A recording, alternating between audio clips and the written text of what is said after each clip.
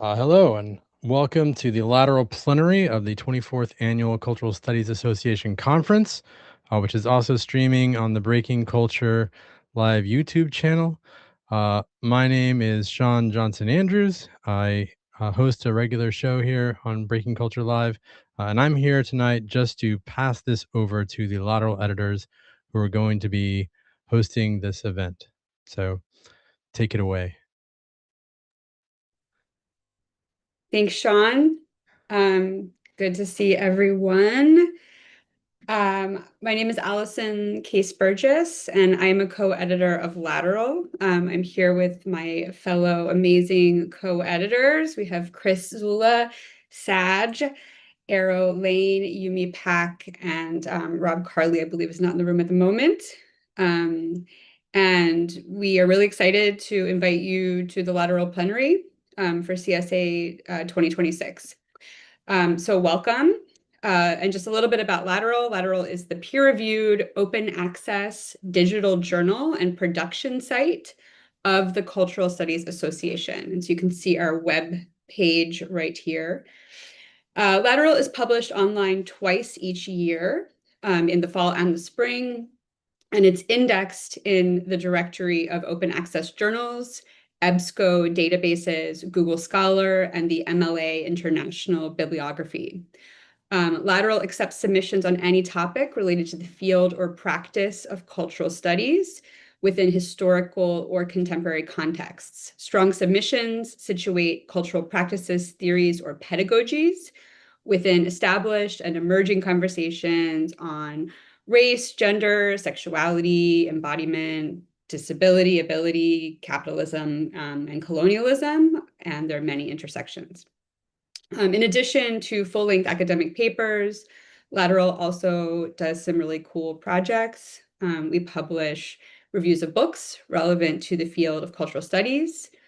We publish forums and special sections, which are guest edited and curate timely and inclusive conversations and responses to emerging topics in the field. Also the Positions podcast, which provides critical reflection and examination on topics in cultural studies for scholars, students, and the general audience. And Years in Cultural Studies, which is coming up on the screen right now. And we're going to hear a bit more about that later, so I won't go into too much about Years. But we welcome contributions from established and emerging scholars, non-academic authors, including organizers, activists, and artists, and independent scholars. And we invite proposals for forums, special sections, or other projects that engage or have the potential to engage the multimedia and interactive aspects of our web-based platform. Please visit csalateral.org, just right here in front of you, virtually, to read, subscribe, and contribute your work. We look forward to hearing from you. And I'm going to now hand it over to Saj to talk about our current issue. Y'all, it is the spring plenary, and that means it is the official publication of issue 15.1. Woo! This is it here, issue 15.1, spring 2026. I'm so excited to announce it coming out. In this piece, we have an introduction that we have co-written on the long 2025, thinking about also what we might call the Minnesota conjuncture, and thinking about from our positionalities some cultural artifacts and what kind of archive they might make of this moment and where we can turn from there. And after the introduction, of course, we have our pieces that make up this issue. We have 3 lead pieces.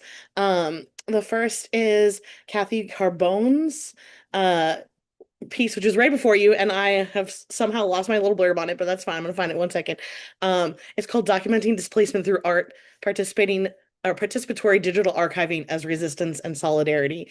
And it is about an incredible project called the Amplification Project, which began from an observation that archives predominantly contain records about refugees rather than by refugees. And so this project does really significant work to offer a counter to that observation by building a web-based archive materials, and these materials give us a perspective, several perspectives, one slice of what we can look at for migrant and refugee life, art, and experience told from migrants and refugees rather than about. And it explores both the processes and problems of this work. In addition, we also have Ben Spatz's Crypto-Jewish Speculations for a New Planetary, published in this issue, which looks at how the figure of Jewishness comes to be constituted geopolitically following October 2023. And Spatz looks particularly at Black studies as a lens, but thinks alongside Indigenous and Black studies scholarship and ethnic and cultural studies to suggest that there could be a new kind of critical Jewish studies that contributing to these conversations if Jewishness becomes repositioned in a much broader and less Eurocentric frame, focusing on a Black planetary. That Spatz suggests is resistant to the reaches of whiteness and propriety. Our other lead article is Alyssa Nansala's piece, The Neo-Colonial Sentimentality of 90 Day Fiancé and the Figure of the Heartless Latina, where she looks at, in particular, the form of marriage as this, in the reality show 90 Day Fiancé, and how the rhetorical devices of this show turn around issues of capital and around issues of heteropatriarchy in this relationship that is depicted between these two figures in this show, in order to create also and disseminate this white colonial imaginary. We also feature scrolling through. We also feature one of our rare interviews, rare but delicious for its rarity, perhaps. In this case, Charles Athanasopoulos and Roberto Servant talk with Fred Moten about the Blackness and sociality of sport. And in this conversation, they have a really provocative exploration of the structures that turn Black life into Black lives, and analyze this concept of the subdivision of Black life as something Black life is something which cannot be divided, the subdivision of it, the individuation of it into individual Black lives in these arenas like sports, art, and the plantation. And the interviewers and their guests talk about how ambivalent these spheres are, and the way in which there is no sort of locus of purity operating within them, but also explore how Black life persists in and through those ambivalences, ultimately giving complexity to an idea like complicity, and how it might be used to undermine this individuation. And then also this issue, I'm also only going to talk about years a little bit, but this issue also has a debut piece under our new editor for years in cultural studies. And so both we have the sort of kickoff of José Diaz's interpretation of and leadership on years, and then also the initial piece under this framework by Lee. And in Lee's piece, Lee explores takes an unexpected way to explore the year 2020 by thinking about baking and its relationship to pedagogy, both in her kitchen and in her classroom. And in the process, she really takes up Diaz's call to practice cultural studies by attending to a year. And Diaz invites new scholarship, in particular, to take up the year's framework beyond only a history of cultural studies as a field, and instead to think about this framework of years as a method to creatively and expansively think history, memory, and the relationship between people, culture, and power. And she particularly asks who and what is made possible by a particular retelling, and what is occluded by that retelling, as we think about what work the year might do. All of this is in our issue that is published today. We're also looking forward to receiving another installment very soon in Katerina Paramana's Political Economy and the Arts special section. So if you've been following along on that, you should see more in that soon. And also, we have several book reviews published in this section that come under the auspices of our book review editors, Venus Joffrey and Laura J. Kwok. And I will let that be a transition to Chris Alen Sula. Thanks, Edge. So we want to extend a huge thanks to Binish and Laura for their stewardship of the book reviews since 2018. They have, by my count, published around 100 book reviews in Lateral, which is an amazing amount of work, an amazing overview of scholarship and cultural studies. We're so grateful for their labor and their contribution as editors of this section, and we wish them well. We also want to welcome our new book review editors, Charles Athanasopoulos, Corinne Sugino, and Annie Wei, who will be curating this section going forward. We look to great things for them starting in issue 15.2. And I will pass it back to Yumi to talk a bit more about years, I believe. Hi, everyone. I'm so happy to be here to introduce the reboot of Years. I will go ahead and just read the blurb that I prepared.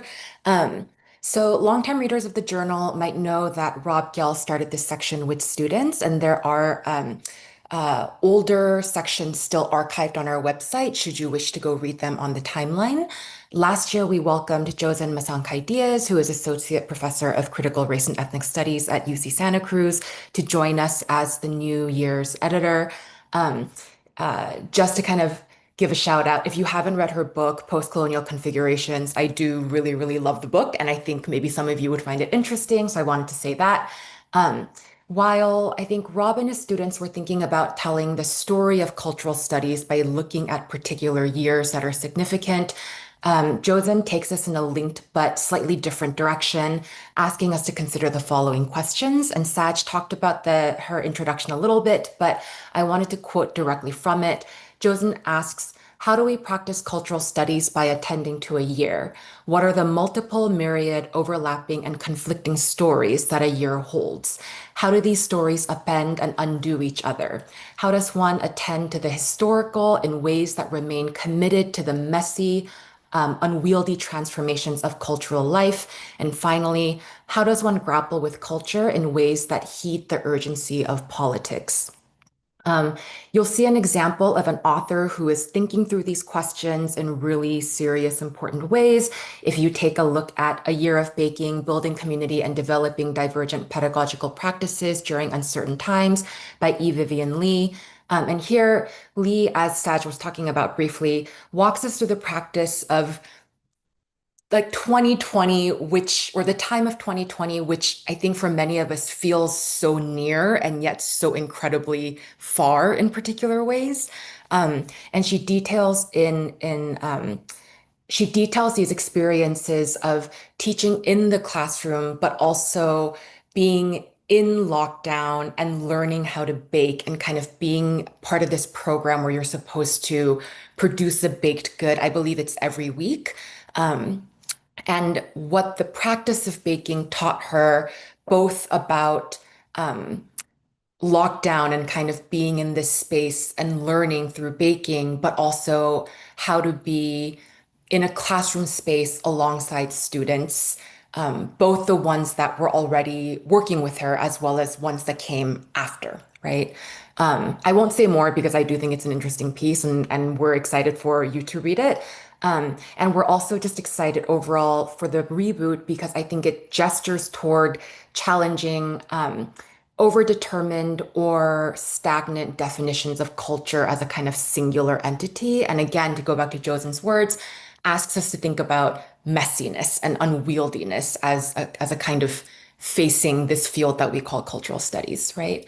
One last thing before I pass it on to Eero. Josen apologized for not being able to join us for the conference. I think she's still teaching for people on the quarter system. My heart goes out to you. But she did want me to say that she hopes attendees will consider submitting 2 years and she's excited to read your work. So I think with that, I will pass it over to Eero. Great. Thanks, Yumi. So I am going to talk about a new project or area or section of Lateral. If you look through the site a bit, you'll see that Lateral is kind of constantly expanding, perhaps laterally, horizontally there. And so we recently noted that we do publish quite a few things sort of from the front lines, as it were, of cultural movements and moments. Sometimes as peer-reviewed articles, sometimes as shorter pieces that end up in other projects. So we are looking for a site where maybe we can respond a bit more quickly to some of that. And we're calling it Lateral Dispatches, and I'll give you the blurb here. And basically, we're looking for short, timely contributions from scholars and activists engaged directly at sites of social and political struggle. And so Lateral's been doing this for some time in various ways, as I noted, back to, I think it was issue 2, where Lateral published the statement of occupation from Occupy Wall Street and various solidarity statements from around the world. There's a peer-reviewed article on the Taipei housing movement and arts, to actual sort of activist materials that you'll find, again, across many of these sections. So things one can actually use. And again, this came up in our conversations as editors around Minnesota in particular. There's a lot of work happening in Minnesota, and we highlight some of the music that continues to happen. Minneapolis and St. Paul, the Twin Cities, have a very lively music scene and a really wonderful public radio station as well that highlights their local music, The Current 89.3, which you can stream. And there's also groups which we note in the intro, like the Rebel Loon Archive, which is really doing a lot to collect some of these materials. So we're interested in Lateral being a site, a platform, a place where we might archive some of this work. If you are there doing it and you need a place to put it, either to share it or because you want people to be able to see it in 1, 10, 20, 100 years. Let's hope we're all something still around then. That's what we really envision Lateral Dispatches to be. Yeah, it's an emerging section, as a lot of our work is, and so it will be shaped by the contributions that we receive. So if you have any questions, you're interested, you've got maybe an inkling of an idea, please send us a note, and we're really excited to talk to you about what might be possible there. Did anybody else from the editorial team that have anything to add to that? Because it's brand new. Yeah. Okay. Super exciting. Thank you, Eero. And with that, we want to turn to our feature for the plenary tonight. We are focused on digital platforms and agency, which is an amazing section published in the fall, edited by Reed Van Schenck and Elaine Venter, that really, I think, meets the moment in terms of where we are with platforms as an infrastructure, but also the lived experience of them. Throughout the section, the editors and authors, I think, issue a number of provocations for our study of platforms, both methodologically as well as who and what populations we should be focused on when we think about platforms. And so we're very honored to have Reed and some of the authors here tonight to talk about their work. I will turn things over to Reed now and let you take it from there. Thank you. Thank you very much. Hello, everybody. Hello, giant pool of little CSA conference badges. It's oddly comforting after a while, I think. So yes, as Chris said, I'm one of the co-editors on the Digital Platforms and Agency special section, which was just an incredible thing to bring forth after really what started, as I'll get into briefly, as an idea at a Cultural Studies Association conference, and now is becoming and has become a published special section that's gaining a lot of traction. It was just really a blessing to be able to put this all all together and work with such amazing authors and editors. So first, I wanted to thank all the editors of Lateral, particularly Chris and Eero, for working on this, for answering a lot of questions, and for, always keeping the eye on the prize with digital platforms and agency, especially a lot of us, although not all of the authors, are coming from, an internet studies, media studies background, where open source publishing opportunities are either profoundly expensive or non-existent. First Monday, which is a journal that is dear to internet research, has recently been, collapsed and replaced with a bunch of AI slop alternatives. So it is, sad to say that, but also just another reason to celebrate the opportunities for open source, like serious scholarship that we have still with us. And Lateral remains just such an amazing place to do that work. And so really, really thank you all very much.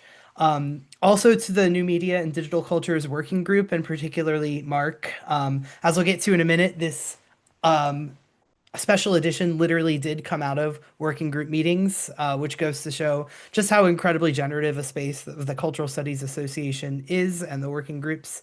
And so thank you all very much to them. Of course, to all the authors, and particularly to Nina and Zari, who have taken the time to share a little bit more about what they're doing, and a little bit more about their research with us tonight. And finally, of course, to my co-editor, Elaine, who did so much tireless work on this special edition to bring it together. Unfortunately, she could not join us tonight, but I want to give her a huge shout out because it would not have been possible without her. So, ultimately, what the authors are going to have to say about their work, about how it came together, and what they're doing with it to situate it in their broader trajectories as researchers is way more interesting than what I'm about to tell you right now. But you're going to have to sit with me for a moment because I really want to talk about how this special section came together. So it was the Cultural Studies Association Conference of 2022, which I also think happens to be my first CSA conference. We noticed in the New Media and Digital Cultures Working Group that a lot of the proposals that had been submitted for that CSA were kind of coalescing around themes of platforms and of agency. And of course, this shouldn't be too surprising because in cultural studies, mediating the differences and interplays between structure, culture, and agency have always been a really definitional part of the discipline of what we do here. And I think, as we've said, it also was always such a timely part, and is one of those things that was timely then and unfortunately maybe has only gotten more timely now. Well, I think definitely unfortunately in a lot of ways. So platforms and agency were kind of percolating around a lot of the conversations in the hallways, and certainly in a lot of the presentations themselves. And so in the next working group meeting of the New Media and Digital Cultures Working Group, we thought that it would be a good project for the whole group to kind of put together a proposal. Elaine and I volunteered to spearhead that. And, to our surprise, we circulated it and got over 70 abstracts, and ultimately had to narrow that down to inviting 14. And eventually, so again, shout out to the working group, because it was not just Elaine and I that came up with the thoughts that went into the proposal and then ultimately became the special section, but it was in fact the work of an entire working group of people who were coming together and thinking about digital platforms and agency.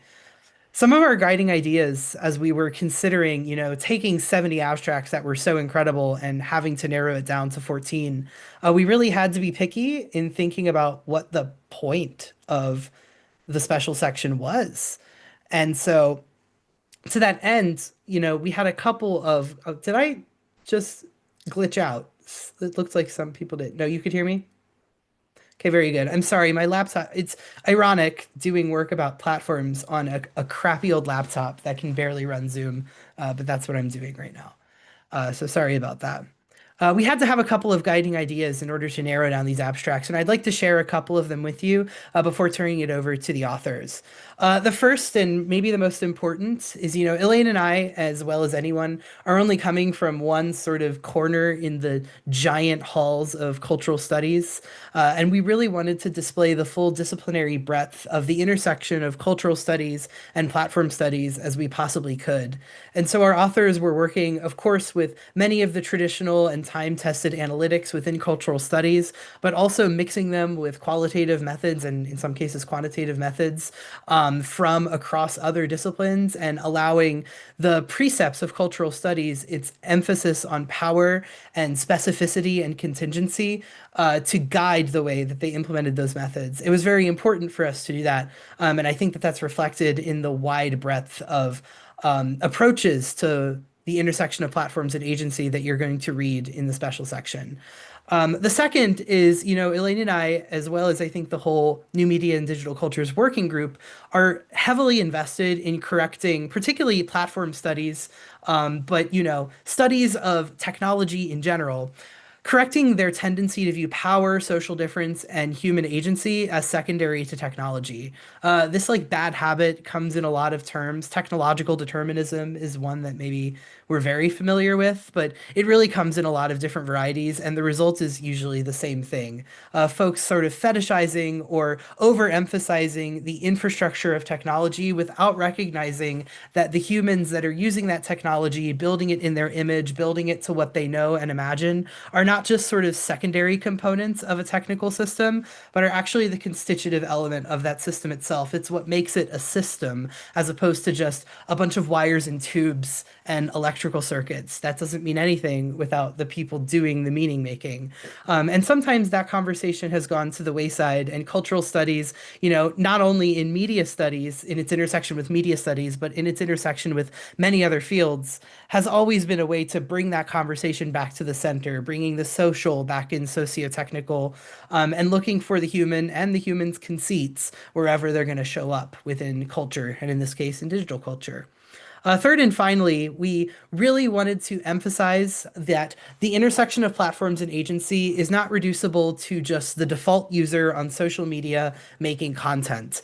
Platforms are not even just social media platforms, but in our special section encompass a whole host of other platforms, from the Internet of Things style technology to Airbnb, as we'll hear about very shortly, to, of course, representations of technology and technical discourses that lend power and a systemic nature to digital technologies. And even when our authors look to social media, as they do, because of course social media is such an important aspect of the conversation, they're not looking just for the default user, what they feel, what they think, but are interrogating what it means to be a default user in ways that I think are methodologically very rich, that all of us can learn from regardless of where our interests lie in the intersection of platforms and agency.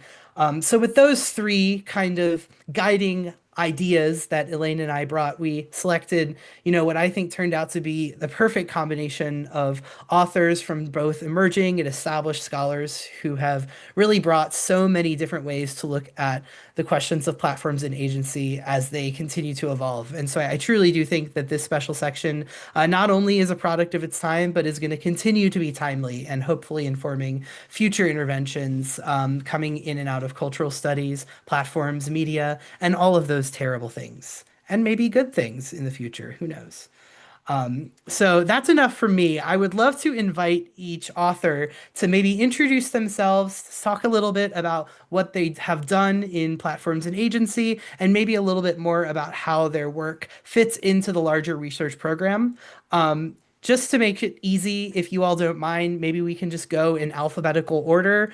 And fortunately, even if I go by first or last name, it results in the same order, which would be E, Nina, and Zari. If that sounds good for everybody, then we will leave it at that. Yeah, I can take it away from here.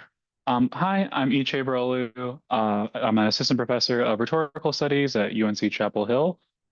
The piece I put together is racial rhetorical criticism, meaning I'm kind of like looking at how people used race as a technology of kind of making sense of the world. Of the alternative technology platform Gab, or at least a platform that markets itself as alternative technology, as kind of like a free speech platform. And Gab was one of the very first ones compared to Rumble and then Truth Social. All these other kind of alt tech platforms kind of are built a little bit on the model of Gab, even though they don't like to talk about Gab because it's like one of their competitors, right? And kind of the way I approached analyzing Gab was by kind of thinking about, like, I wasn't going to try and be like, because I looked at Gab's tweets on Twitter, which was very fun because it's like looking at like their marketing on their competitor's platform. But I was looking at their branding to kind of understand like the logic of the appeal, right? It's not like every single audience member of the Gab Twitter account is going to agree entirely with what they're saying, but they are finding some sort of like, middle point, what I articulate as like a stasis point, where they're kind of identifying with, or at least thinking, well, I have some shared interest with this platform and I want to join it. And also I think about the world in the same way. So I'm perceiving the same crises and same failures in the platform economy, namely content moderation. Like there's too much content moderation. It's like white people are being enslaved, is like the basic logic behind a lot of their branding. And then I kind of look at it through different commonplaces or different kind of like patterns of argument. So thinking about like how they always wish for like the Wild West internet to return. So kind of a nostalgia for settler conquest, or like how they tokenize certain Black users to be like, hey, look, we're post-racial or colorblind, right? Or how they're kind of also trying, they draw on a lot of the common sense about like China and Chinese platforms and Chinese authoritarianism that floats about in a contemporary like news culture to kind of, to amplify that paranoia for their audience. Their audience is like, oh my God, I really hope that the Chinese are taking over all, or not just China, but like all these Asian despotic regimes are taking over our platform economy, and then we're gonna lose our like platform racial sovereignty. And so one of the things that I would want like the audience from like Lateral to and from at CSA to kind of take away from this piece is maybe kind of thinking about how that kind of racial common sense is just really very much a part of common sense. All of what has happening on Gab is kind of an exaggeration or a hyperbolization of things that people already say or already think, across the board, right? Like it's not just like a specific, like this, weird white people subculture kind of thing, right? It's like a more general and difficult, problematic when we're looking at how people think about what the future of the platform economy should be. So when kind of going through this, like, and also kind of I'm trying to think more about like how are they making inferences, how are they making various arguments, and not so much how are they representing the world, right? It's like how are you setting up different statements that make it so you have to think in a certain kind of logic.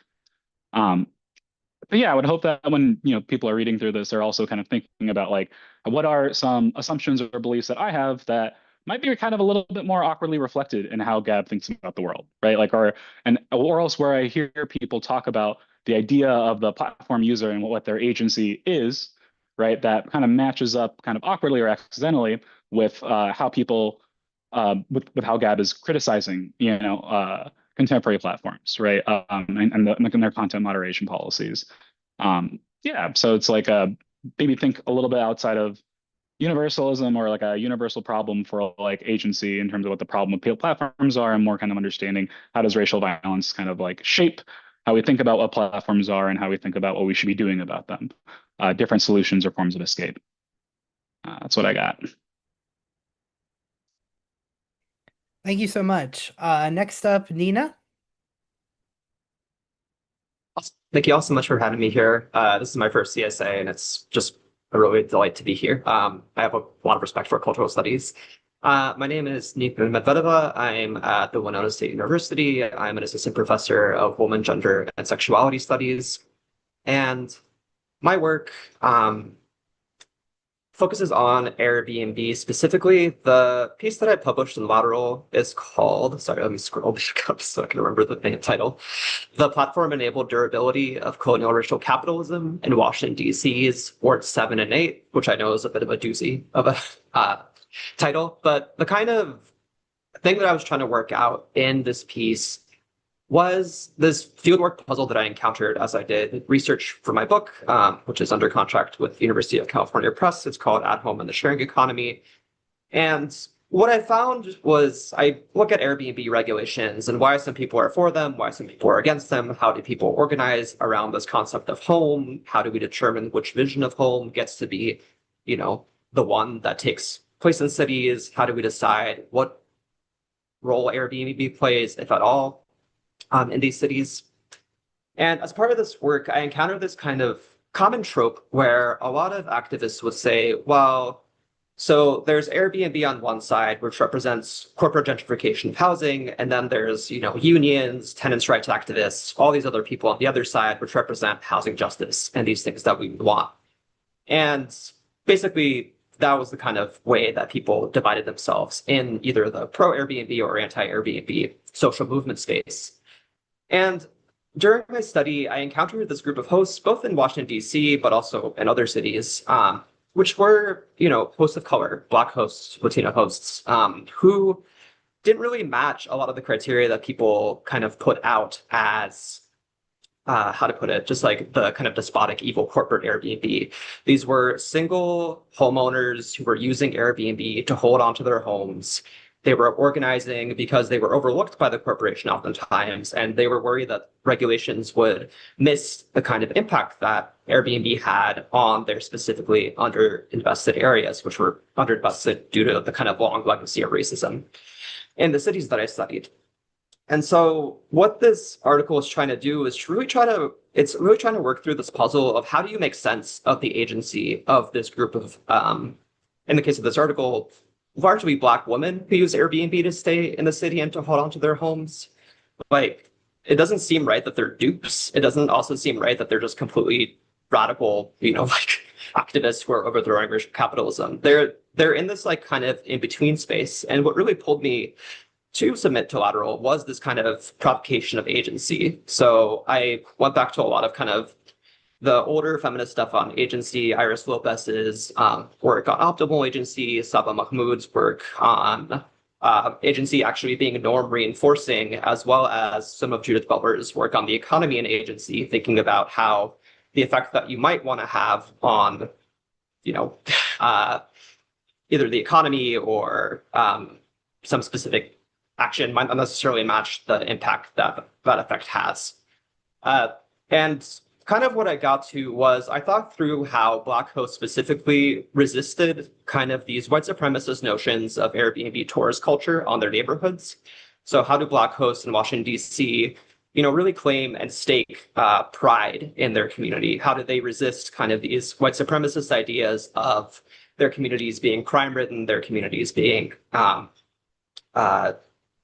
dirty, kind of difficult to live in? And how do I then kind of take this, Black placemaking and put it alongside some of the Airbnb struggles that I talked about at the beginning of this little section? How do we then make sense of how that really important work then gets used to justify some of the very gentrification that gets critiqued by anti-Airbnb activists? And so I'm trying to kind of balance this difficult thing where, these Black hosts are doing something really cool. They're reclaiming space. They're doing great stuff. And at the same time, they do kind of create the conditions for gentrification that Airbnb enables. And so what this piece is trying to do, I think still a little bit imperfectly, I'm trying to actually work this out in the book, is try to figure out how to both kind of point to places where this kind of activism is good, but also kind of look at the limits of Airbnb-based platform activism, specifically thinking about what happens when we kind of move beyond the platform to the political economy that makes that possible?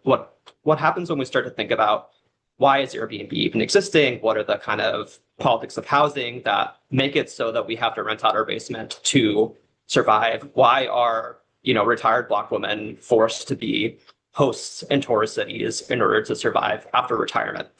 These are the kind of questions that I'm trying to get at the end of the piece. But yeah, more or less, this is kind of the thing that my article tries to do. Thanks.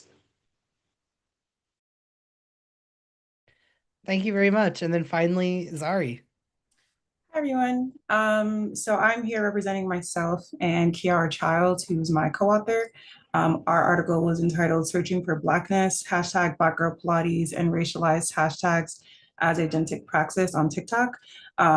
This was written, or I ideated when we were both graduate students at the University of North Carolina at Chapel Hill in our PhD program. And it kind of came from, we were roommates, we were both doing Pilates in our own sort of personal time, and also people who were on TikTok. And I think the opening event that we use as the anchor in the introduction is a moment with socialite Lori Harvey at the Met Gala where she talks about Pilates. And then there was a big push sort of in pop culture, digital culture, that I think still has kind of remained around Pilates as a new kind of fad, a new kind of way of doing fitness.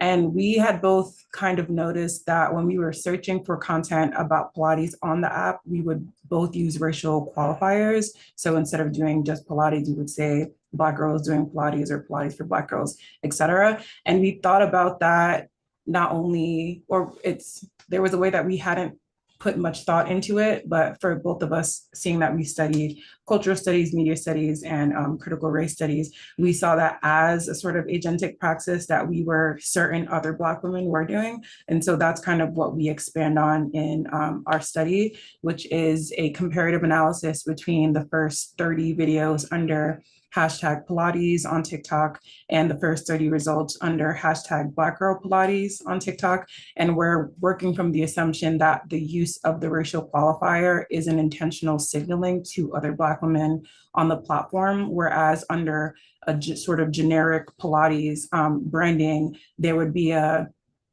hopefully diverse kind of population that's open to anyone who's doing Pilates on the platform.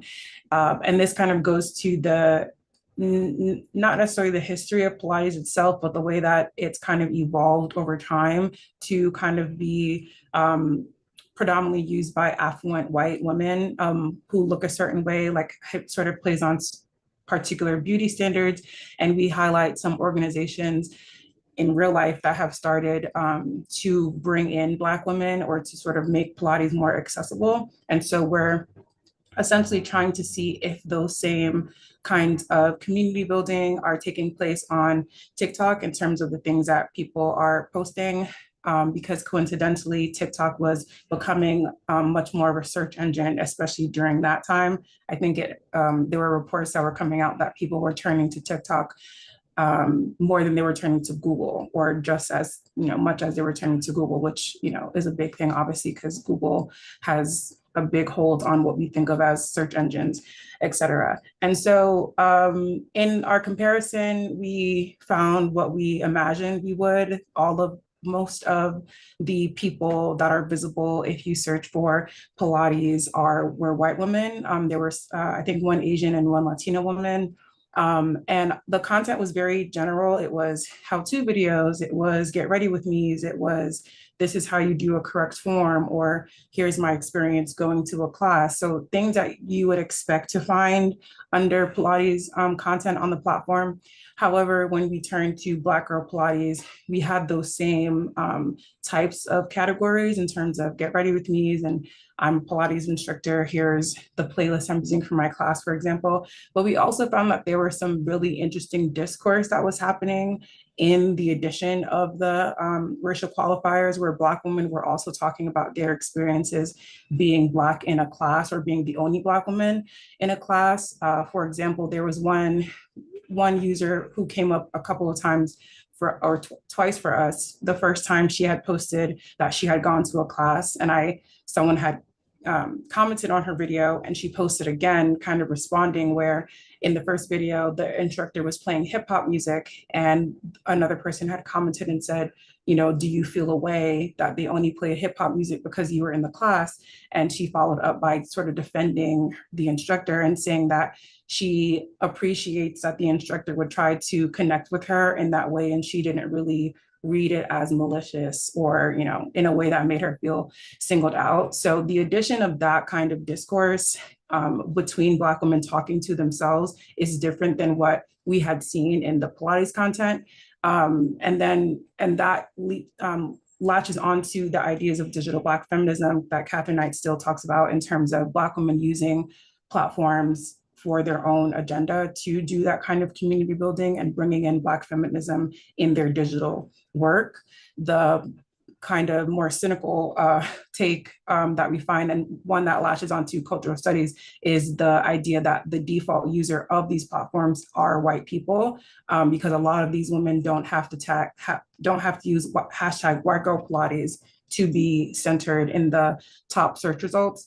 And given the creator economy and the importance of visibility, it's really important that content creators, instructors who are trying to get people to come to their class have that visibility, and Black women just don't have that because they are not the default or assumed user on the platform. So that's kind of where we end. And in terms of extending it to other work, the current book project that I'm working on, I've been doing interviews with Black women content creators on TikTok to talk to them about using hashtags with racial qualifiers to signal community and talk to them about why they do that. And it aligned a lot with what we discussed in the article, which is great. And I also talked to them about other sort of aspects of the creator economy and the platform. So yes, thank you. Thank you. And thank you so much to everybody for joining us and for giving us a little summary of your work before everyone hopefully goes to read it and then read it again and then recommend it to everyone they know.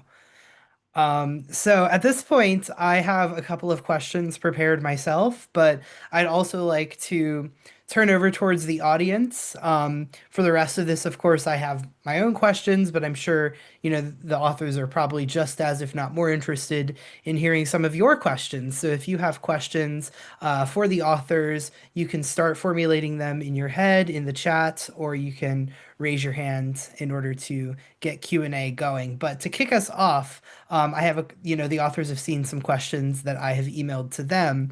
And so we'll start with, the first one, which is about the different disciplinary points of view that are represented in this special section, and certainly by yourselves. So since each of us has a disciplinary entryway into the questions of platforms and agency, for some of us it might be pure old cultural studies, and for most of us it's not that. It's something different, coming together with cultural studies in this special section.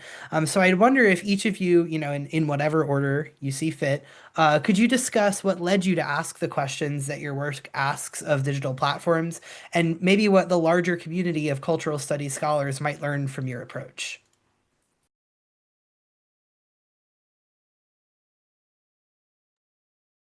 I can go first again. Yeah, so like the background I'm coming from is kind of being trained in both media studies and rhetorical studies. But throughout the course of my training, kind of really engaging with specifically like platform studies work, but also the cultural studies perspective and the broader like conceptual repertoire and theoretical and methodological approaches of cultural studies. But in this one, the two concepts I kind of really rely on, the concept of like stasis and then the concept of like the commonplace. They're both very old rhetoric concepts, and they are still quite useful. Like, and they were originally kind of prescriptive, kind of like saying like here's how you should kind of put together, like for example, a legal case. And I think that there's an aspect of this kind of juridical carceral kind of logic that's embedded in a lot of these rhetorical concepts, which is both important to tarry with and makes them somehow kind of a little more useful when looking at how people make arguments in a culture that's built around that kind of juridical system. But these concepts, like I use them as kind of filters for attention, kind of ways to organize the material that I have to make a fairly singular case. And so when I'm kind of about how the common sense around free speech and content moderation and race kind of are actually stitched together, that we can't just be like, oh, look, they're just mad about free speech, that there's something else about how they're perceiving like the platform economy that and the way they're imagining it that I think that we need to like really sit on. So in a certain sense, part of what I want to push on and kind of ask people to think about is like contemporary, like what it looks like to do practices of contemporary political education when kind of in opposition to, if you will, the common sense that leads folks on Gab to or people the Gab company itself to make claims like in the way they are about how the platform economy works. And that kind of political education it'll have to look, it'll look in different ways, and people are already kind of practicing it, I think, in different ways, but it requires really thinking about, you can't just like teach about the medium, but you also have to think about like, what is this broader geopolitical context that shapes how people look at, and racial context really, but like that is shaping how people make the decisions that they are when they are, choosing what to do within the platform economy. But yeah, like part of that disciplinary, ethos that's kind of behind the rhetoric part is one where you kind of get to you get to arrange the materials how you want. You get to like highlight the things that you want to talk about, and say like, yeah, like these aren't the most important parts of this overarching corpus of like thousands of tweets, right? But these are things that help us understand how they are thinking in relationship to very specific and important events. And also like how they are thinking in a way that is not so different from us as well. Us being a fairly vague and ephemeral construct of whatever happens whenever you read the article and you're like, I don't know if I identify with these people. But that's how I'm kind of thinking about both like the disciplinary entry point. Because like rhetoric, one of the ways to think about, like, you can think about it either as like technique, or you can also think about it as like an art of political living, right? And how we teach that, and how we are around each other, and how we make arguments with each other about political issues. So when we think about platforms, I feel like that's kind of one of the things I want people to remember, that there's like there's something important about how we make very everyday arguments about what's going on.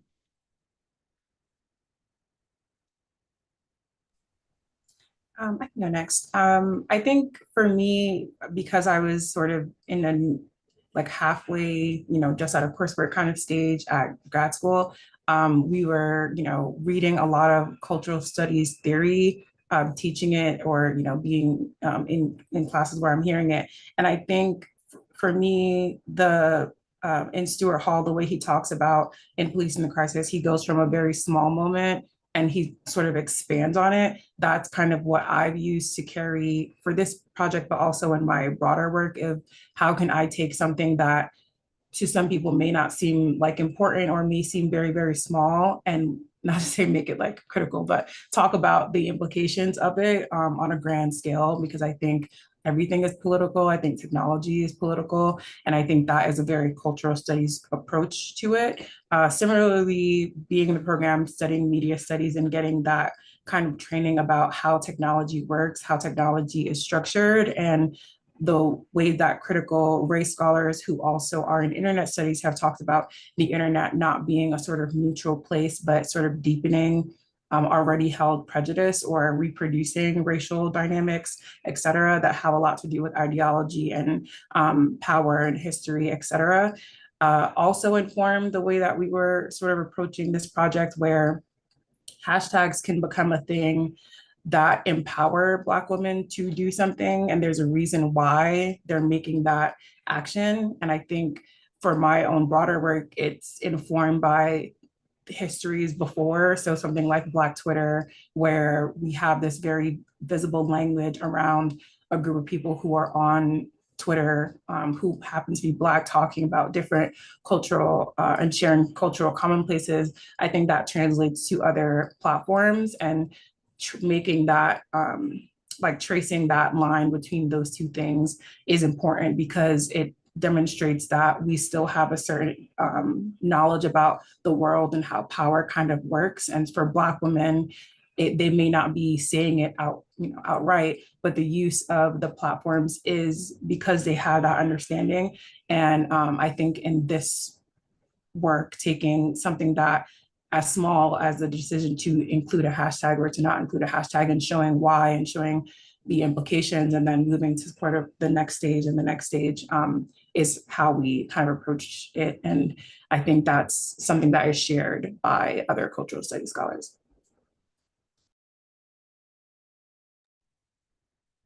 Yes, for me, the way that I think about this is I tend to think of myself as a scholar of social movement studies and housing studies who just happens to focus on platforms in particular.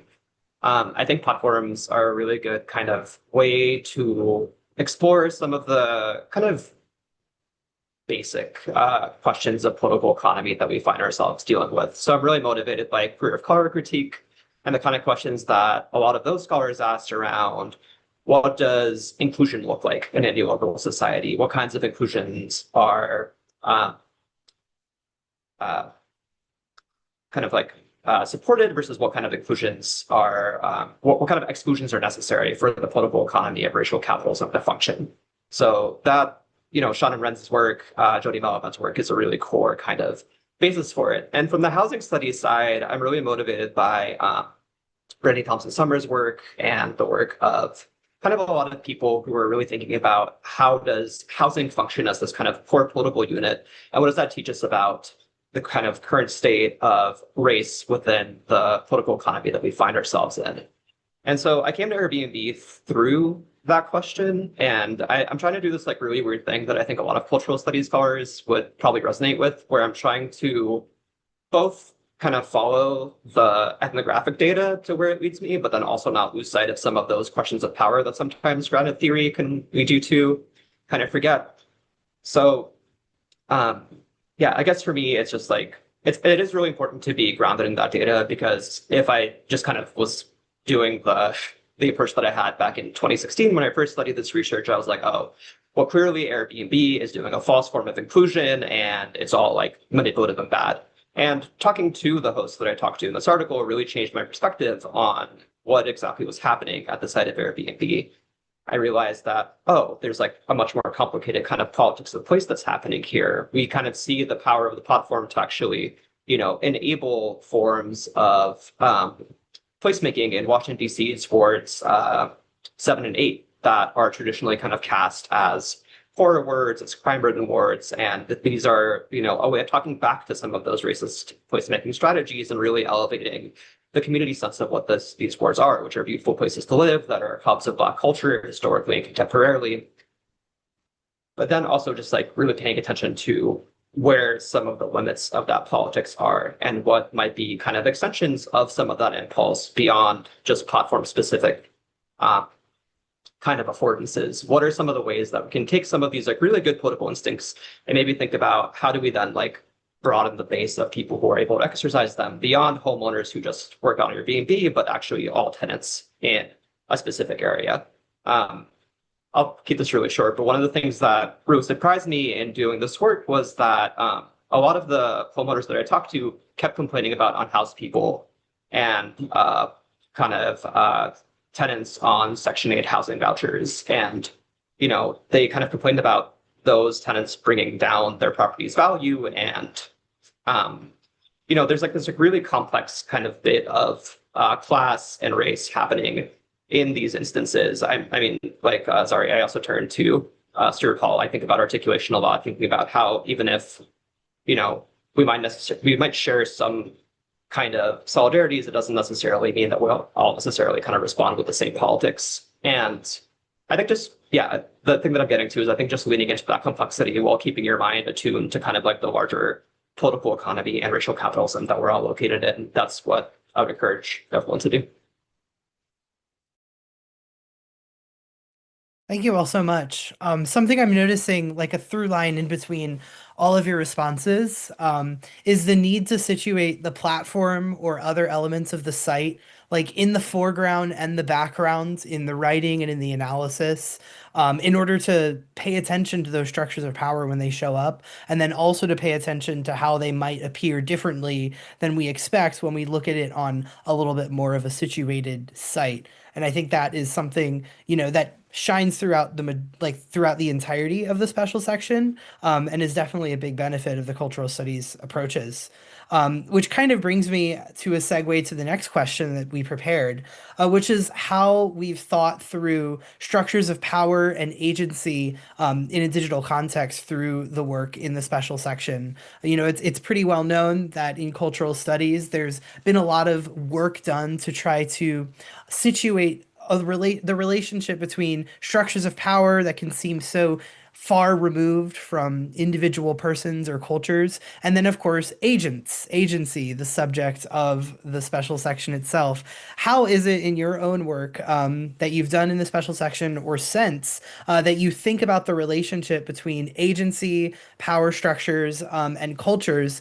And what are maybe some takeaways that the listeners here and that the readers of the special section can take from your work?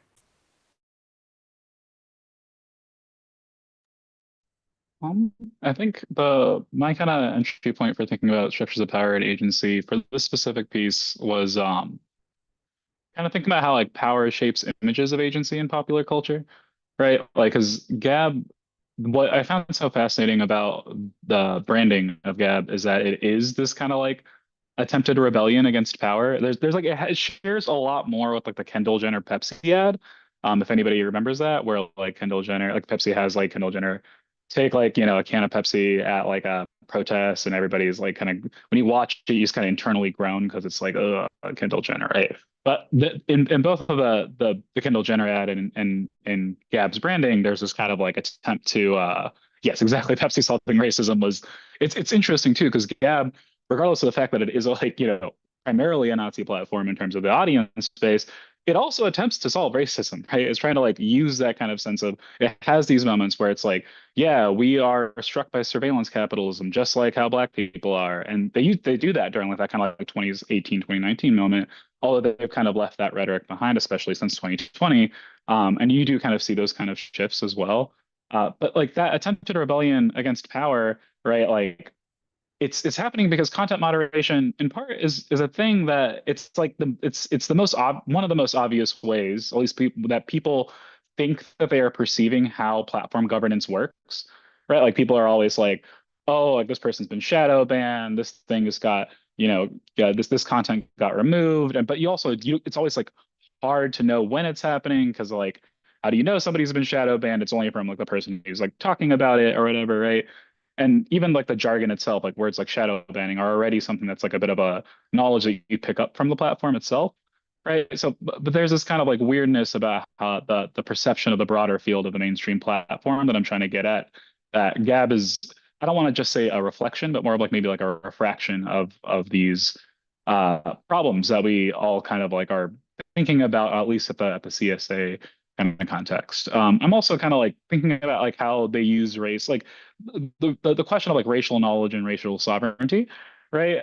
Is and how those two things get tied together, and thinking about that in a way that is perhaps not quite in the way that like Foucault thought about it, but more like how Hall is thinking about it, right? Like thinking about how a worldview is being articulated, right? Like, and how people understand causality and things like value, space, and time. Like the thing about like Gab is that it's weird because it has to be racist for to make money, right? Like if people don't buy how it looks at the world, it will not be able to make money. It has a terrible business model, right? But like the business model itself, it's it's it forces Gab into this mode of like having to be also like a knowledge producing entity in its branding, being like, here is the knowledge of the platform economy that we're the only ones who have it, who know it, and we're the ones who can actually save you from this broader crisis of like white people's free speech that we're saying is happening right now.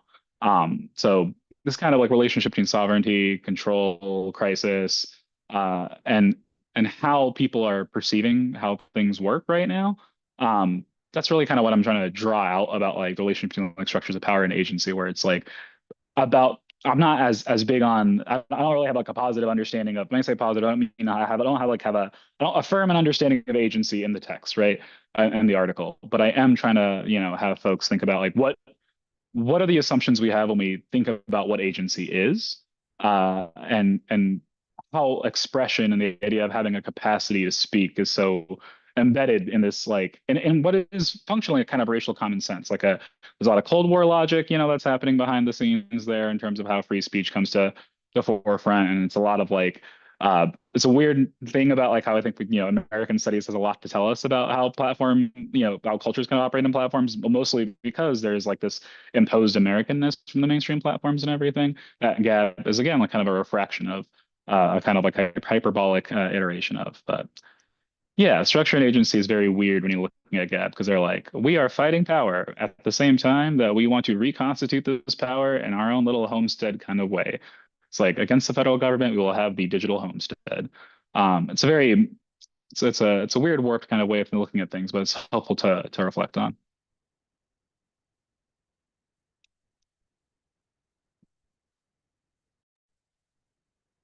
Next, I think for myself, one of the things that I kind of kept running into are these kind of like these weird bugbears that we've been dealing with for, I mean, probably before when I was alive, or at least like 70 years at this point, which is this question of like, is it corporate finance versus is it grassroots, or do people have false consciousness versus are people like making the optimal political decisions that they would make if they weren't otherwise influenced by like some corrupting, clouding influence? And I really think that that kind of, kind of like pure political intent versus occluded political intent has really done us a disservice in thinking about power. And I've kind of moved to the point where I just kind of think everything is power and it's all just like operating in the way that power does. There's not really a false consciousness. There's not really a grassroots versus an astroturf. It's just different ways that society kind of like comes together to push people in different directions and the ways that people try to like kind of optimally make sense of what they can do given the kind of economic conditions that they face, given the kind of political options that they see as available. And so I think from an ethnographic perspective, that just means kind of just trying to understand where people are coming from because they're trying to make, take good political actions within the structures that are available to them and to try not to judge that as much as one can because there's actually much more to learn about like what it is that people are trying to accomplish versus trying to kind of put people down. So what that looks like practically in terms of the article is I think it would be, again, really easy to just dismiss Airbnb hosting as kind of a lot of people who are trying to make small time money who are then doing this kind of cover work of being like, well, actually Airbnb is good because it does XYZ things in these neighborhoods that are disinvested. But I think paying attention to the actual kind of political practices that people are engaged in, really going to the kind of material reality that people have and asking them about it gets us to much more interesting kind of understandings of what it is that people are trying to do and how people are trying to navigate through this racist colonial world that we're all involved in. And so, yeah, I guess for me, it's just trying to let go as much as one can of this kind of pure political intent versus included political intent and just trying to understand what it is that people are trying to do with their political actions. Yeah, I think for us, we're kind of operating from the assumption that in a white supremacist, anti-Black world, technology is also a white supremacist or anti-Black. And the way that that shows up is through the prioritizing of whiteness as a default user for platforms. And we see that in sort of the first half of our analysis, where if you're searching for food content, fashion content, the assumption that you have is that you will run into white users. And TikTok is a global app that is sort of, supposed to be diverse as part of like the rhetoric that the company has for the platform. And there's a way that you wouldn't really be surprised that it's a lot of white users that you're getting when you're searching for content on the platform. And so I think that functions as the structure. That's what is the default. That's what's actually happening. And then the second half, looking at racial qualifiers in hashtags and the strategic use of platform affordances in the first place makes up the agency side of things, where Black women understand the structure and so they understand that they have to act differently. So a lot of the users, they would have generic hashtags like Pilates, fitness, etc., but they would also include racial qualifiers in addition to, because they have that understanding that they have to do a little bit, maybe more, to become visible. And not necessarily, or kind of in this project, we talk a bit about the fact that in the having to have the racial qualifier in the first place sort of can pigeonhole users in particular ways. And that's come up in a couple of the interviews that I have done where I've talked with Pilates instructors who have said, oh yeah, like I use racial qualifiers in my hashtag because I want, Black women to know that there's a Black instructor in Atlanta that they can come to. And when I kind of talk to them more about it, I asked them if they've ever wondered if that can kind of limit them and limit money and the clients that they can have if they only sort of brand themselves in a way through the hashtags, and how that can signal to, particular people, what is or is not welcome. So I think there is a kind of double-edged sword that can exist because the structure remains the same, even though there is agency.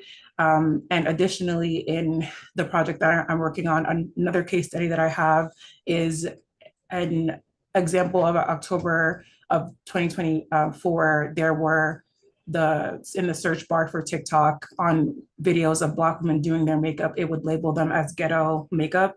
And of course, the initial reaction is, okay, here the platform is being racist once again, labeling Black women, especially darker skinned Black women, as ghetto. But when I did a further sort of digging around, where is this term coming from? Why is it, doing this? There was a Black woman who had self-labeled her content as ghetto makeup, but ghetto in the sense that she was sort of signaling class in a particular way, of making makeup affordable. If you shop at sort of like the beauty supply store, or you're not buying stuff at Ulta and Sephora, here's how I do my makeup, etc.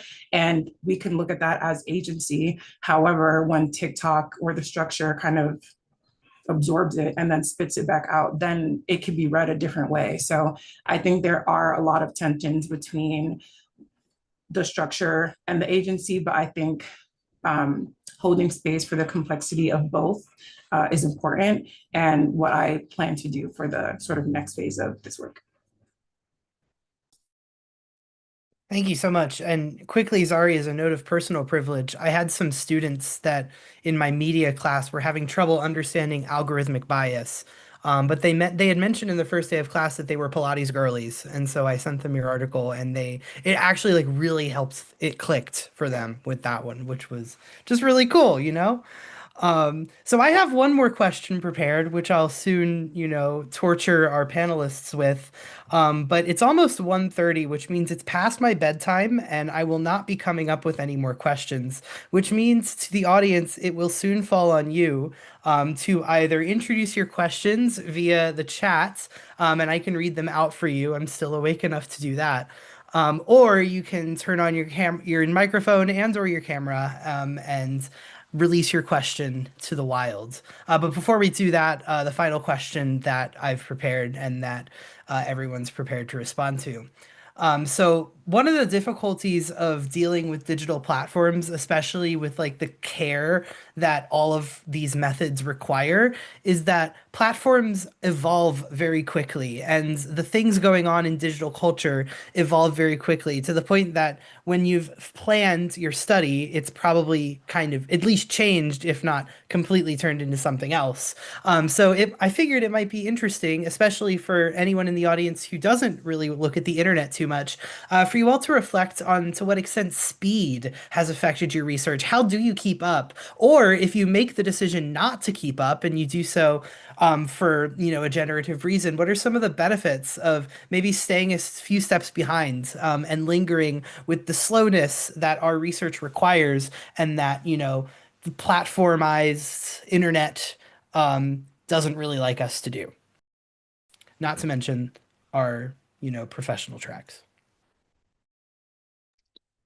Yeah, I've definitely given up. I'm like attempting to stay up on the times. And even so I think especially shows in this piece in a good way. Of like, because like the piece kind of really began with the Tree of Life shooting in Pittsburgh, because I was living in Pittsburgh at the time. I lived like a mile away from the synagogue, and like Robert Bowers, like his last words before he went in was like on on Gab. So like I've had like the core part of this argument for a very long time, of just like thinking a lot, because I was doing dissertation research on 4chan, and that I'm continuing in a book project and everything, where I'm like in the back of my head, I'm always thinking about like, okay, so what is this broader context of how things are developing at this moment in time? And I was able to keep up on like white nationalist online culture, if you will, up through about like 2021-ish. and also how it fit into the broader digital culture. And then it was just, I was just like, all right, job market is here. I am not going to be paying attention to anything other than the job market. So it's like really, it was more so economic kind of like facts that prevent you from looking at things in a particular way. But I'm really happy that I kind of had a long time with this piece because I could kind of see how things developed and be like, okay, so I was right about this, I was wrong about this. But it's weird too because you have to have a moment where you shift from this is like I'll use a couple of different analogies, but in the field of rhetoric, you would say from like rhetorical criticism to rhetorical history, where you're like, oh God, like this is now a past event and doesn't feel as contemporary. Or if it was like a, I don't know, more like a Saussurean kind of approach, you're like, you go kind of go from like this kind of synchronic, like let me map the kind of like moment, or like a kind of Deleuzean, like let me map like, how territorialization is working like right now, to like a more of that kind of like Foucault like genealogy, or like Saussure's like kind of diachronic kind of like, let's look at how things have this signifier has kind of like developed over time, right? And it's weird to kind of like have to straddle that line, but I think that's what a lot of cultural studies scholarship does. And I think it's kind of what's one of the fun parts about reading journals right now across like cultural studies fields or fields that have been affected by cultural studies, affected as if it was, I say that as if it was like an illness, but that was infected by the contagion of cultural studies over time. The contemporary scholarship is always really interesting to read because it has the same problems that I'm always dealing with of like, okay, like can I characterize what really happened and with this like real solid picture? Now that I have like a more accessible paper trail and everything, or like do I want to get this piece out really quick? And you can feel the ideas that you are able to have. Even like the concepts that you're really working with, you can kind of feel them really changing when it becomes a little more the historical thing. And you're like, all right, like how do I want to characterize that moment now that I'm like a different person than I was when I started the project. I have like a lot of different understandings of what white nationalism is and what it looks like and how it works politically, especially given this like contemporary moment, right? So it's a weird thing, especially because the scholarship is great and it's really hard to keep up with, and those two facts put together is a recipe for always feeling a little bit behind, but in a way where it's nice because it's like anticipatory. Like I know I'll get to read some really great stuff, and I'll know I'll get to have different and interesting thoughts about how the thing that I'm looking at in my own research is working right now, and how I'll get to teach it after the whatever I have out is, or whatever I've been working on has already come out, right? So I can like kind of recalibrate based off of the new work. But I feel like it is an impossible task to keep up to date on critical platform studies scholarship.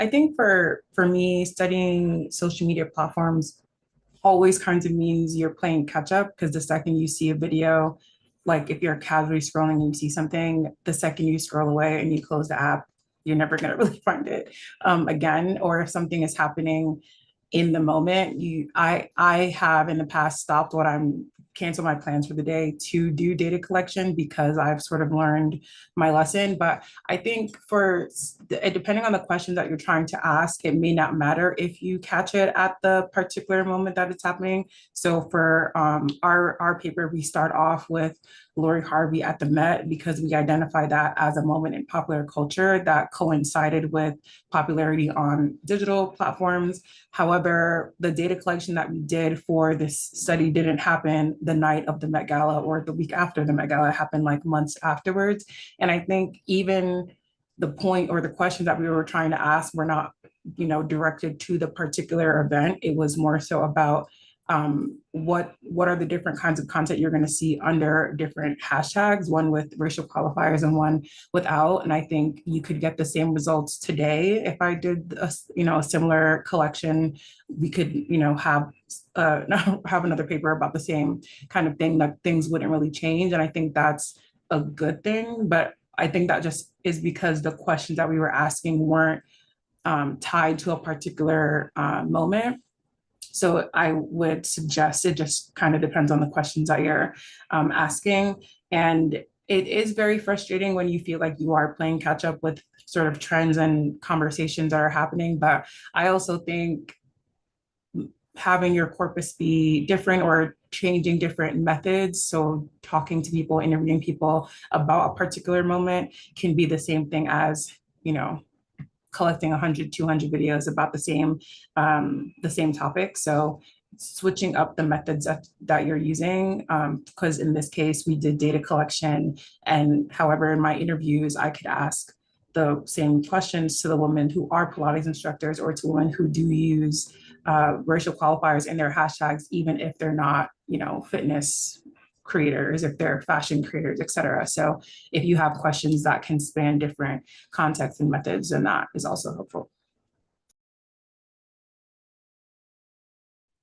I'm going to make a bit of a hope sandwich where I'm going to be hopeful, a little dismal, but a little hopeful again. I think it's okay to go slow. So I started doing the research for this book for my dissertation back in 2016. So I felt like I was on top of it. The Airbnb regulatory fights were happening. I was getting a lot of like really exciting media stuff. And then by the time I was ready to actually go out and do field work, it was 2019.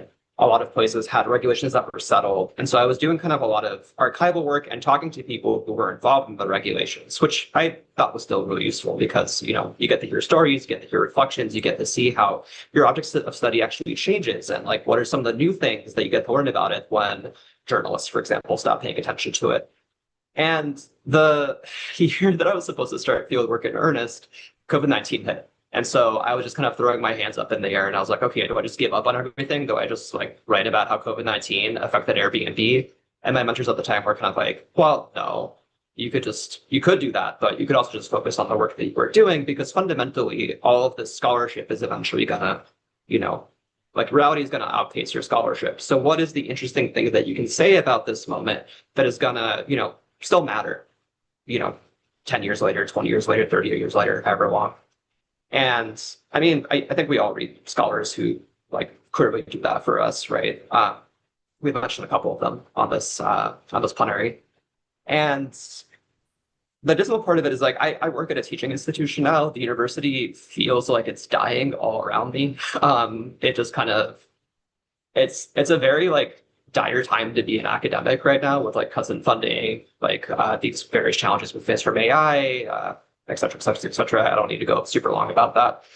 But it's just kind of like, okay, so what is the work that we do in this kind of dismal moment? Like, do we try to be on top of it? If you are an R1, maybe there are kind of like job things that require you to be on top of it. But I don't really have that requirement as much in a teaching college. Like, it's nice to be interviewed in the field. It's really great to be in conversation with all of you. But I think just like thinking about where we're at the university and where we are as laborers and like what is it that we can do in this context is kind of should also shape our research projects. And then I guess the final hopeful thing that I'll say is one of my advisors, Mary Gray, told me that the thing that really matters the most is just, the platforms come and go and they're kind of like really interesting to pay attention to. But if you read some of the platform studies work, like some of the early 90s internet work, like, yeah, the like little, like, oh no, like now this thing came out, like that's still interesting. But the thing that's the most interesting are the kind of like things that the scholar draws out, the interviews that the scholar has, the like analyses that the scholar has of that moment. And I think that if we think about our work more historically and as pieces of history that are happening contemporarily that people can look back to, like I think that helps kind of ease some of the speed fears that we all want. Like at the end of the day, we're not tech journalists. We're not, we're not selling products, even though some of our universities might want us to move that way. But we could also think of ourselves as like people who are kind of documenting that history, and that history can then go on to inform scholars in the future. Thank you all so much. If everybody would join me in giving a virtual Zoom round of applause to our authors, to Nina, to Zari, and to E. Beautiful. Look at all those synchronized emojis. That's great. So now we'll turn it over to you all. If you have any questions, now is the time. You can either just, raise your hand or just go ahead and unmute or ask it in the chat and I can read it out loud.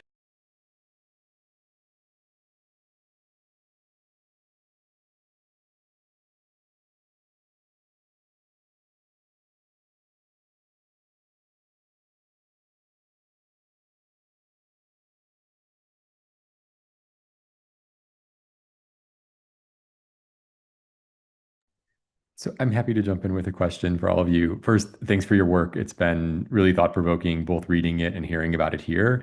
I guess one of the questions that I'm left with in general and reading the section is just the pervasiveness of these platforms and even the way that they impact non-users. So Nina, I'm thinking about property values, whether or not you're part of Airbnb and you know what review people are leaving in the neighborhood. I'm curious sort of what you see as prospects for resistance here or ways to subvert these systems. I know it's a little different for each of you and maybe not core to the work, but having thought about and lived with these platforms a bit, I'm curious sort of what you see there, what political actions possible. Yeah, so I'd be happy to answer from my perspective. I think like, yeah, there are definitely user side things that people can do. So my article specifically focuses on the location rating at Airbnb and the ways that location is basically just like, does what was on the Airbnb listing match what people actually experienced? So it's a rating that's like really easy to be racially biased in because you could be like, well, it was promised to be a home and clean and safe and quiet, but I'm scared as like a white person in a black neighborhood for the first time, and so I'm going to leave all these negative ratings. And so what Blockhost did, which I thought was really cool, was they actually added to their welcome binder the crime stats of the area, showing that they were actually lower than some of the more white parts of the city. They had very like explicit conversations, upfront conversations with their guests. They, you know, even some of the guests came to the realization they're like, oh, actually, I'm being like really racist about this area, and like had a conversations with the host. So like a lot of that kind of like difficult posting labor that people had to do. My book more largely thinks about some of the ways that non-Airbnb users get impacted by Airbnb, specifically people who are evicted so that their long-term apartments can become short-term rental apartments. So one group in particular that I think to is this group of Chinatown residents in Boston who were evicted from a lot of this kind of long-term immigrant housing that was, you know, like relatively affordable in Boston. A lot of Chinese immigrants were able to build community in Boston's Chinatown. And because there were a lot of new buyers who suddenly wanted to, you know, make a lot of money off of the nearby downtown expansion, they started evicting tenants and replacing those with Airbnb. And so I think this was actually like, I don't know. I'm an anarchist, so it's always like a little bit hard to admit this, but this is one of those instances where just like liberal state policymaking actually like worked out really well. So like there was grassroots organizing to you know, push for the regulation of Airbnbs on a state level and at a local level. They wanted the state first, which means that there's a statewide injunction on the kinds of Airbnbs that can exist in Massachusetts. You're limited to one single family home, and every jurisdiction is required to have its own Airbnb regulations. Boston's in particular are based off of San Francisco, so they're particularly strong. And there's also just like some kind of exciting possibilities that open up. Boston's Chinatown activists, in addition to some of the grassroots marches that they did, where they highlighted Airbnb houses that were previously tenants' houses, told their stories. They also kind of put forward some fairly radical claims. One of the ones that I ran into was a member of the Chinatown Progressive Association told me that they were like, okay, well, let's say we do have tourists coming in here. Why don't we take this parking lot that most of them park in, and instead of giving that money to like the parking lot company owner, why don't we then just take that money and reinvest in the community? Why don't we use it to buy homes and put them in the community land trust so that we can guarantee affordability long term? Some Airbnb activists called for rent control after having Airbnb regulations. Some Airbnb activists called for squatting because you can establish tenancy after the initial kind of like 30 days that you stayed in an Airbnb, and then states with or cities with really good tenancy rights laws, it becomes very difficult to evict people.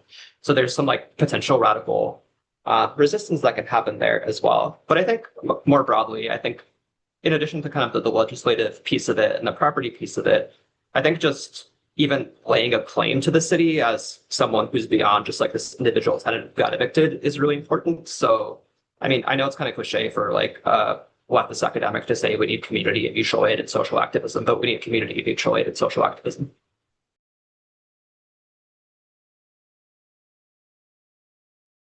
Um, the way I've been kind of like the it's weird because there's like two answers to this question. Like the first answer is like Gab is like it's a picture of resistance. It is attempting to be political resistance, right? So it's like a helpful thing to look at to be like, ah, I see. This is what political resistance should not look like, right? And I think it is helpful to use those kind of examples, just again because there is a certain sense of that shared symbolic resources that both Gab users and Andrew Torba and the company itself are drawing on, and we're drawing on that.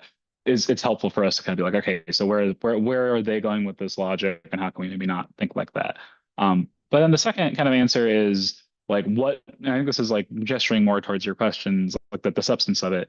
I think this is from like in the last sentence of like the article, but like I kind of offer a hunch at the end of the article of just, hey, I think that one of the things that we need to do right now is kind of like cultivate and amplify already existing or cultivate new kind of like rhetorical practices that can get people to want different things, from like, in terms of corporate, instead of like wanting like corporate or peer-based like recognition or a sense of like I'm a person because I'm being mediated, right? Like through this figure of the user of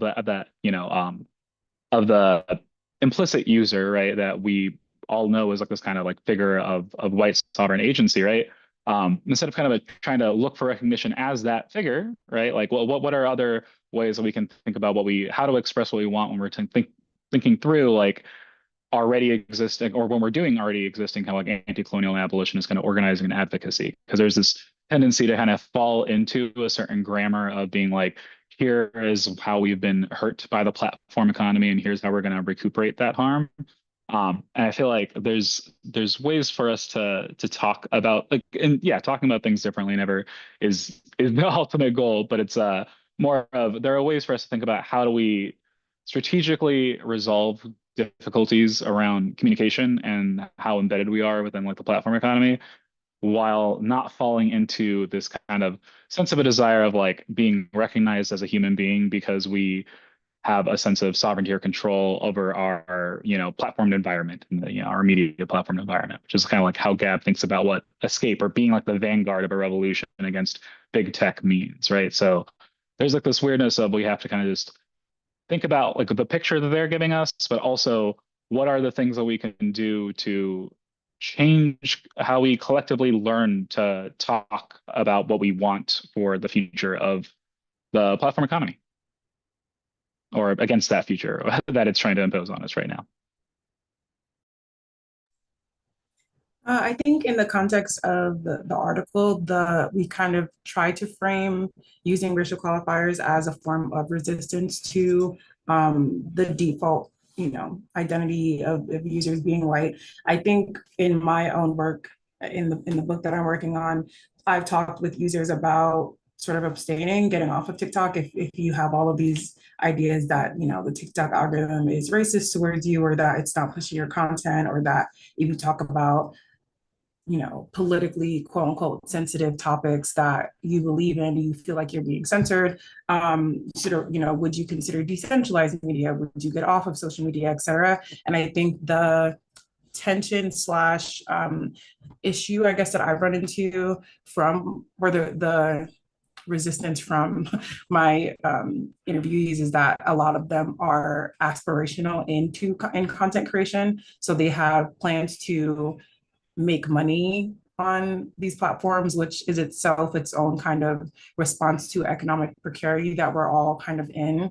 And I can understand that, but for them, the extent of the resistance in this sense in the paper, can only exist if they stay on the platform. And I believe there are other avenues to resist big tech in particular ways, but that would mean abstaining. And then I guess it's to them figuring out what they could potentially lose on if they were to do that. So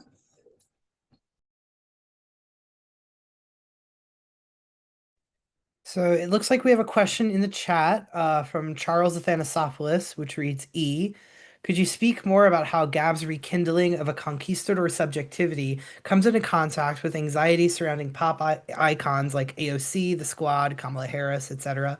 And on the flip side, how do black men like Enrique Tarrio, for example, who gained prominence in part through his deft use of new media platforms and creating things like Ice Raid, demonstrate this kind of post-racial incorporation into conquistador subjectivity? Hope this makes sense. Yeah, it does.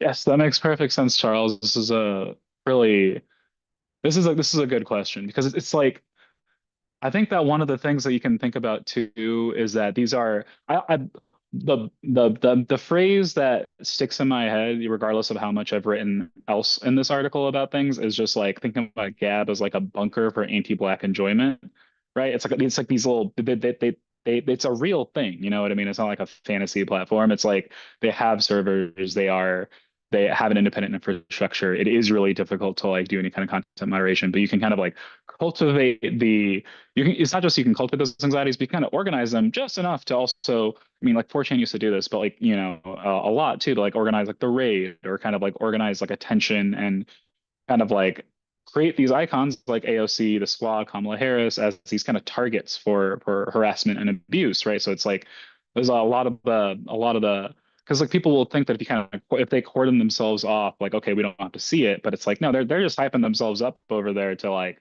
be, you know, aggressive on other platforms. Everybody uses other multiple platforms, right? So and maybe like some of them have been banned enough that they're not going to be on Twitter. And that's why they're on Gab. But that's not going to be just one population or just one user group that's going to be on Gab. So like the kind of sense of a conquistador subjectivity is like seeing and understanding the platform like a, you know, as a form, as it within that kind of within the terms of this like underlying fantasy of, you know, the digital as space, right? In the first place, because it's really weird to think about any kind of platform as a space or any kind of community as a space, but also as a space to be conquered and to create a sense of property, right? It's like it's create a sense of like imagined but very concrete property, right? And it's a very weird kind of sense again of value that's going on there, that allows you to kind of like enjoy yourself, but then also go out and express those anxieties about figures like AOC, like Kamala Harris, and do that kind of like digital conquering and those more mainstream platforms. Although with Twitter, it's like they don't. Who needs Gab, right? Like you got Twitter, it's huge. Like you don't need Gab. So it's like the terms have changed since I was looking at, you know, Gab, right? And this is where things have kind of like, you know, I can speak a little bit more in this context too, like that kind of like late 2010s, early 2020s kind of moment. While now it's harder because I think that like the fragmentation of there's been an increased fragmentation of the platform economy and the conversations people have.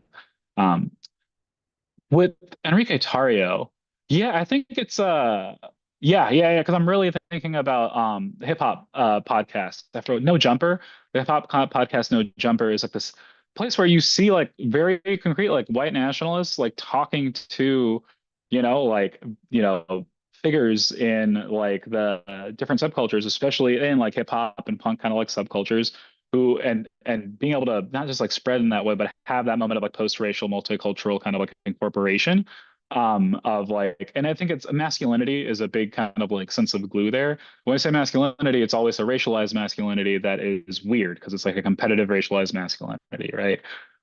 So it's not that it's they don't have like one central ideology of like this is what a man should be. It's more like those kind of competing notions of masculinity are kind of being both expressed, articulated, and then utilized as for producing content, right? Like a kind of like different masculine aesthetics, if you will, that are operating coalitionally to, you know, be this weird multicultural white nationalist vanguard that we are seeing today, right?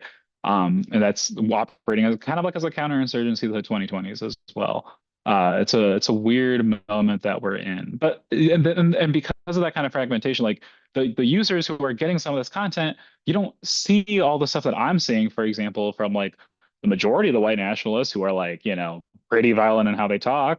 So you might just get like just the multicultural corporation version of white nationalism, right? The version that's like, it's weird to be like, you'll get the, like the anti-racist aesthetics kind of version of white nationalism, which is a sentence I didn't think I'd be saying maybe like 5 to 7 years ago, right?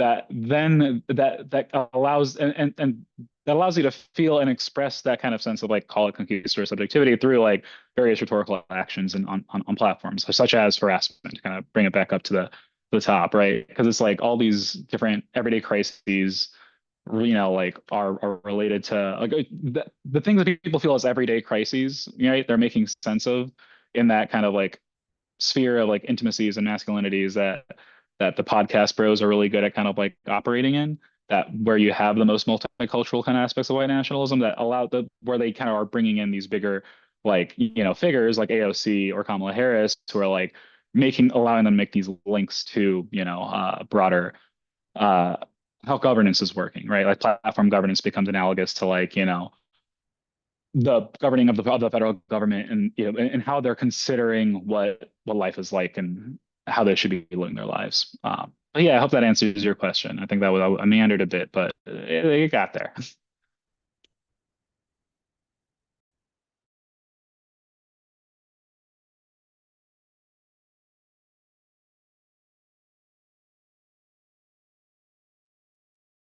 Any last questions?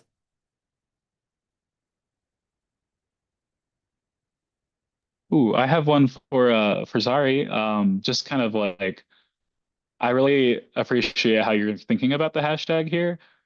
And I feel like I would just be curious about like what other kind of topics or future kind of reference points for research. So I'm thinking about like when thinking about hashtags, like I would put you in conversation with, for example, like Lou Mirage's work on hashtags as kind of a are like in terms of how they work archivally as organizations and curations of like knowledge, as kind of like common places that people can kind of take up. Think about the Black Lives Matter hashtag, but also like Sarah Jackson's work. Then these are both like more social movement kind of oriented. So I think that maybe my question for you is kind of thinking about like what are the other directions for either thinking about hashtags or how you're thinking about the concept of praxis here that you think other folks could be able to take up, or what other lines that you're thinking would be like interesting for people, like lines of research to kind of like think through how you're approaching this question or this specific controversy. Yeah, thanks. I think I'm still in the process of working through how I'm framing the racial qualifiers in the hashtags, but I think the beauty, I guess, of hashtags and social media is that everyone, even though we're all on the internet, everyone has a different kind of window into what they're looking at, what their feed looks like. And I think in my case, I'm centering on how Black women are using hashtags, but I think using hashtags as a thorough line, it can be applicable in a lot of contexts, even in the work that you both are doing as well, of how people are, like how Airbnb activists are posting about things that are happening, what hashtags are they using, how they're being strategic in their use of it. I think in 2020, when the whole Black Square activism situation happened and people realized like, oh, we need to be a bit more strategic about how we're mobilizing, how we're having conversations online. I think TikTok in particular, and especially Gen Z, have developed like algo speak, like they're jumping around to different ways to say things online and to navigate, content moderation and all of the things that could get their videos flagged or could get it taken down. So I think there's a lot of different avenues that have emerged from not only hashtags, but hashtags as a way to signal shared language, or as a way to speak to particular groups of people that could be taken up by others. Thank you. That was a very thorough answer. Appreciate it.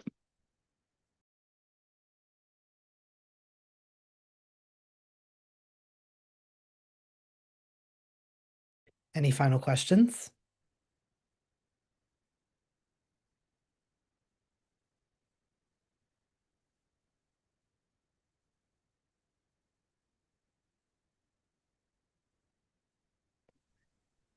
So if I can just say thank you again to Reed, E, Nina, and Zari, and if we can give them a huge round of applause for all their thoughts tonight. And Sean, I will pass this over to you if you want to take us out. Thanks a lot. Yeah, it was great to hear, and I'm really excited about these pieces. And thanks to all the editors for putting it together. And thank you all for joining us. This will be available on the YouTube channel for Breaking Culture Live after this is cut off. So feel free to share it with colleagues and direct people on this to the channel. So thanks a lot. Have a good rest of your night and a good rest of the